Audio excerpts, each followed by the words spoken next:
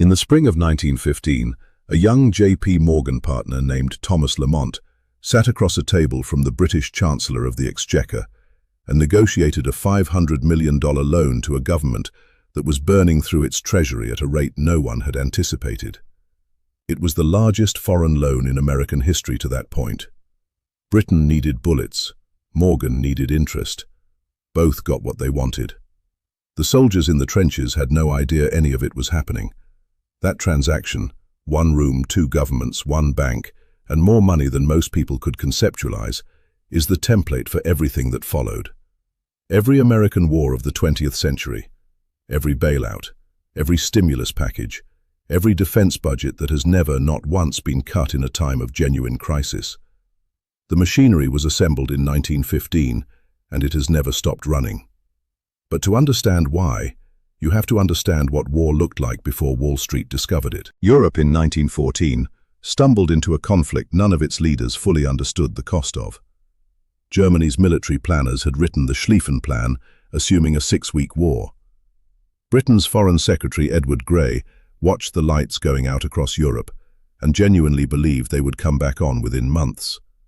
What none of them had modelled was the industrial scale of modern killing. The artillery shells consumed at Verdun alone numbered 37 million in 10 months, each one manufactured, transported, and detonated at a cost that gold reserves could not sustain. The war did not run on courage, it ran on credit, and the United States held the credit. J.P. Morgan and Company became the sole purchasing agent for the British and French governments in America in January 1915. Morgan's office on 23 Wall Street coordinated the purchase and shipment of everything: wheat, steel, copper, explosives, horses. By 1917, the House of Morgan had arranged roughly $3 billion in loans to the Allies.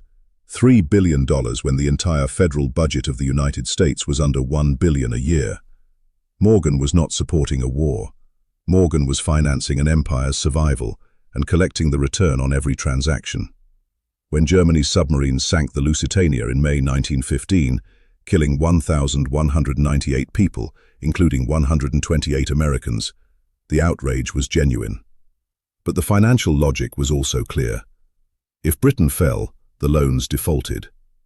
When Woodrow Wilson finally asked Congress to declare war in April 1917, he used the language of democracy and civilization. He did not mention that American banks had lent so much to the Allied cause that a German victory would have constituted the largest default in financial history. He did not need to mention it. The men who mattered already knew.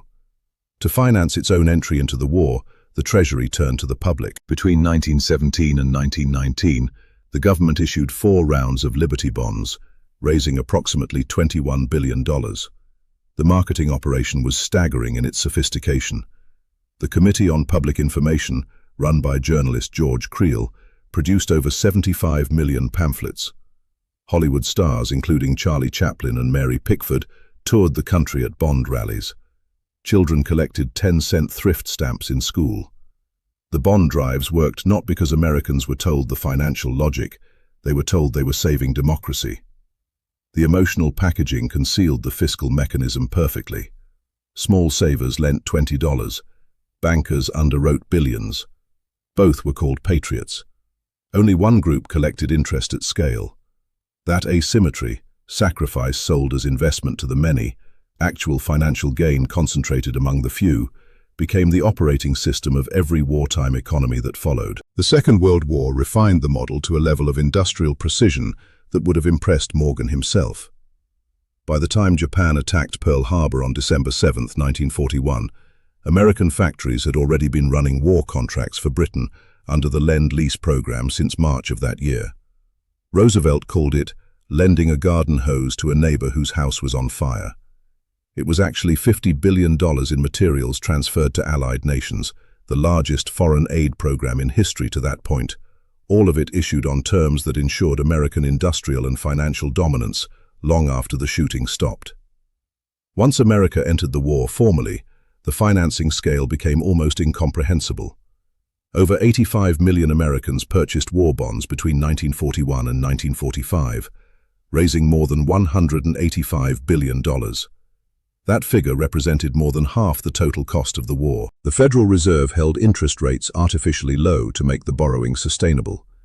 The Treasury ran deficits that in peacetime would have triggered financial panic. In wartime, they were called necessity. Boeing, General Motors, Ford, and Chrysler all converted civilian production lines to military contracts. These were not charity arrangements. The government guaranteed profits regardless of production efficiency, a policy called cost-plus contracting, which meant manufacturers were paid their costs plus a fixed profit margin no matter how much the costs rose. Lockheed billed the government paid, shareholders collected dividends. The arrangement had no peacetime equivalent, and no one in a position of power had any incentive to end it. General Dwight Eisenhower would remember this later. But the financial transformation that mattered most happened not on the production line, but in a hotel in New Hampshire in July 1944. At the Mount Washington Hotel in Bretton Woods, representatives from 44 nations gathered to design the post-war financial order.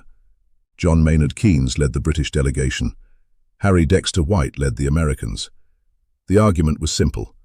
America held 2/3 of the world's gold reserves. Europe was destroyed. The dollar would become the anchor of the global monetary system, convertible to gold at $35 per ounce, with every other currency pegged to the dollar.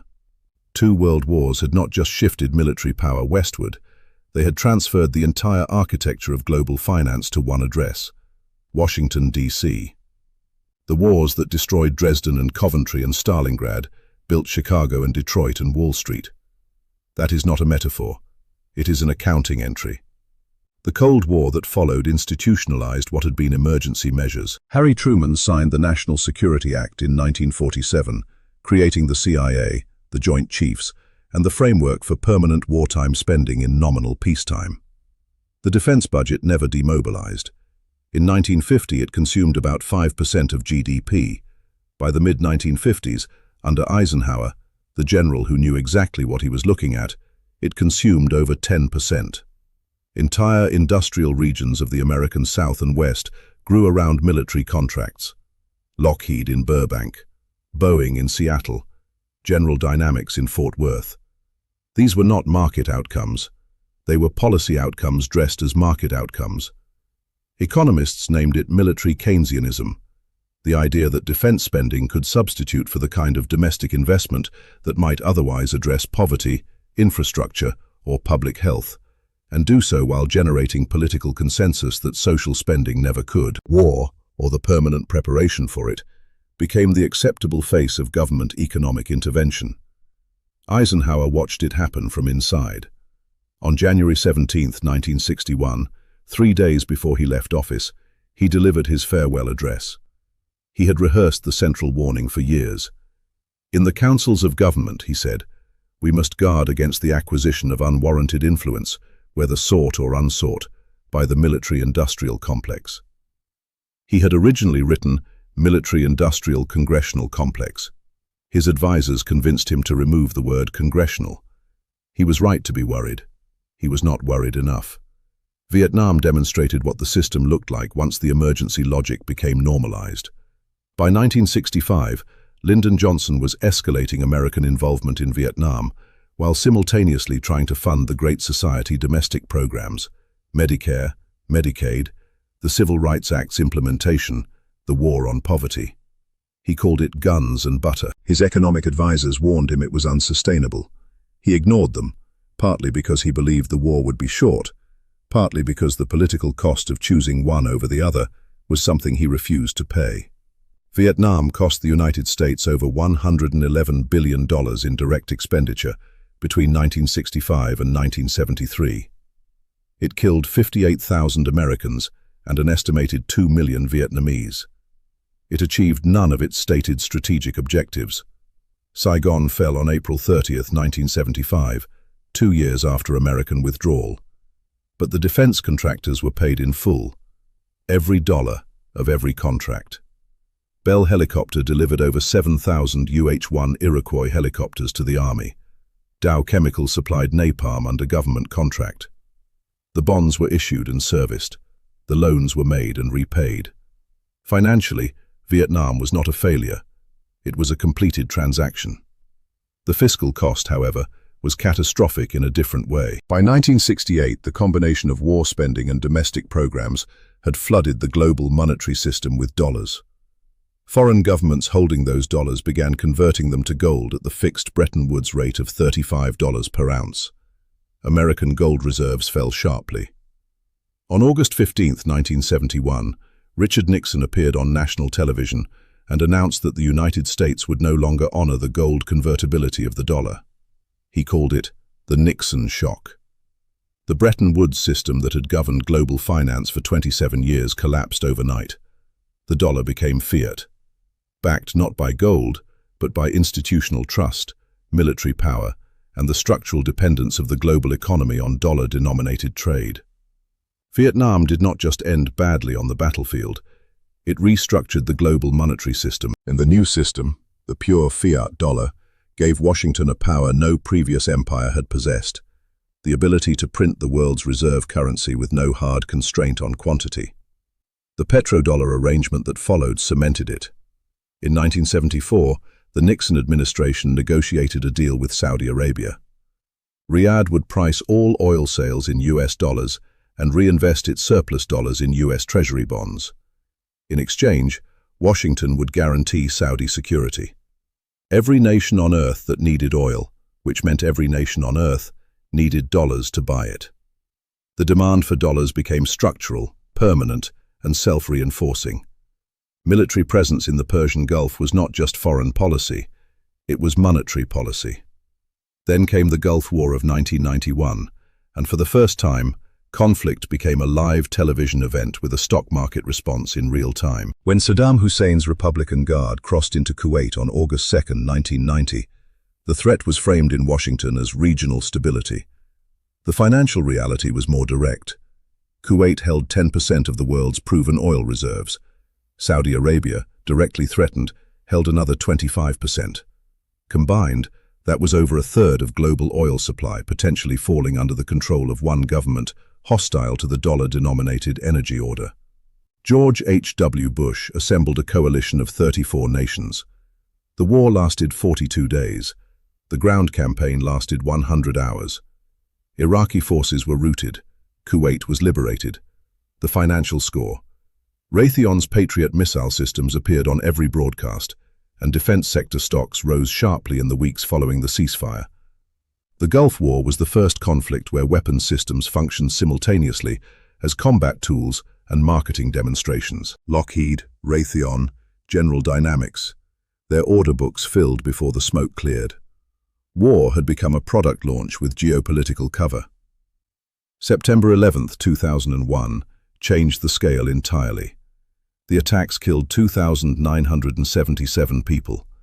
They triggered a response that, measured in financial terms, dwarfs every previous American conflict in history. The wars in Afghanistan and Iraq, combined with the broader war on terror infrastructure, veterans affairs costs, interest on war debt, intelligence expansion, homeland security, will ultimately cost the United States between $6 and $8 trillion when fully calculated, according to the Costs of War project at Brown University. $6 trillion, enough to have rebuilt every piece of crumbling American infrastructure twice over. Enough to have funded free public university education for every American student for 40 years. Enough to have made the United States energy independent before the fracking revolution. Instead, it funded Lockheed Martin's F-35 program, the most expensive weapons system in human history, at over $1.7 trillion in projected lifetime cost. It funded Halliburton's subsidiary KBR's no-bid reconstruction contracts in Iraq, worth over $39 billion, awarded while Dick Cheney, Halliburton's former CEO, served as vice president. It funded a surveillance apparatus that employed hundreds of thousands of private contractors under agreements so classified that Congress itself could not fully audit them. And it was financed entirely through deficit spending. Not a single war tax, not a Liberty Bond drive. The Federal Reserve kept interest rates near zero for most of the subsequent decade, making the borrowing cheap enough that the true cost was deferred into the future, into the national debt that now exceeds $38 trillion, the interest on which alone now costs American taxpayers more than $1 trillion every year. $1 trillion a year, just in interest, on wars, bailouts, and stimulus packages stretching back decades. The pattern across a century is consistent enough to constitute a system. A crisis emerges, genuine or manufactured. Congress authorizes spending. The Treasury issues bonds. The Federal Reserve accommodates the issuance by keeping rates manageable. Private corporations receive the contracts. Profits flow to shareholders. Costs flow to taxpayers through debt service, inflation, and the slow erosion of purchasing power. When the war ends, the spending apparatus does not dismantle. It finds a new justification, or it waits for the next crisis. Eisenhower called it a warning. It was actually a description. The 2008 financial crisis followed the same template with different actors. No bombs were dropped, but the Treasury deployed $700 billion through the Troubled Asset Relief Program in October 2008. The Federal Reserve injected over $16 trillion in emergency liquidity through facilities most Americans never heard of. Bear Stearns was absorbed. Lehman Brothers was allowed to fail as a demonstration of consequence. Then the consequences were immediately contained. Goldman Sachs and Morgan Stanley received emergency bank holding company status overnight, giving them access to Federal Reserve lending windows that had never been available to investment banks before. The banks that built the instruments that caused the crisis were rescued by the government they had lobbied to deregulate them. The homeowners who held the mortgages underlying those instruments were not. 8 million Americans lost their jobs. Nearly 4 million lost their homes to foreclosure. Not one senior Wall Street executive was criminally prosecuted. The wartime playbook operated in perfect peacetime conditions. The COVID pandemic of 2020 accelerated the process further. Between March and December 2020, the Federal Reserve expanded its balance sheet by $3 trillion. Congress authorized over $5 trillion in relief and stimulus across multiple packages. The stated purpose was to protect ordinary Americans from economic devastation. The measured outcome: the net worth of American billionaires increased by over $1.3 trillion between March and September 2020, according to analysis by Americans for Tax Fairness. Stock markets recovered their losses within 5 months. 40% of American small businesses that closed in 2020 never reopened. The mechanisms perfected in wartime operate in every crisis. The beneficiaries remain consistent across all of them. Here is what this means for the present. American defense spending now exceeds $850 billion annually, more than the next 10 countries combined. It has not declined in real terms in any year since 2001. The 6 largest defense contractors, Lockheed Martin, Boeing, Raytheon, General Dynamics, Northrop Grumman, and L3 Harris, collectively employ over 600,000 people across nearly every congressional district in the country. That geographic distribution is not accidental. It is the industrial congressional complex Eisenhower almost named, ensuring that cutting defense spending means cutting jobs in the districts of the very members of Congress who vote on defense budgets. The system has made itself structurally self-defending. When you pay taxes, apportion services debt incurred in wars whose strategic objectives were not achieved. When you feel inflation at the grocery store, part of that inflation is the monetized residue of deficit spending on conflicts that ended without victory. When your wages fail to keep pace with the cost of housing, healthcare, or education, part of that gap is the accumulated consequence of a century of financial decisions made in rooms you were not in, to fund operations you were not consulted about, at a cost you are still paying. This is not conspiracy. Conspiracy implies a hidden hand. This system operates in public, in plain language, in congressional budget hearings and Federal Reserve minutes and defense contractor annual reports. The documentation is available to anyone who reads it. Most people don't read it, partly because it's dense, partly because nobody taught them to, and partly because the system has no interest in making itself legible to the people who fund it. Financial literacy is not learning how to balance a personal budget. It is learning how to read the architecture of the system that governs your economic life. Who builds it, who benefits from it, and who pays for it when it fails. Thomas Lamont sat across the table from the British government in 1915 and made a loan that helped decide the First World War. The terms were favorable to Morgan. They were not discussed with the men in the trenches. 110 years later, the table is larger, the sums are larger, and the distance between those who set the terms and those who pay them has never been wider. History does not repeat, but the invoice always finds the same address.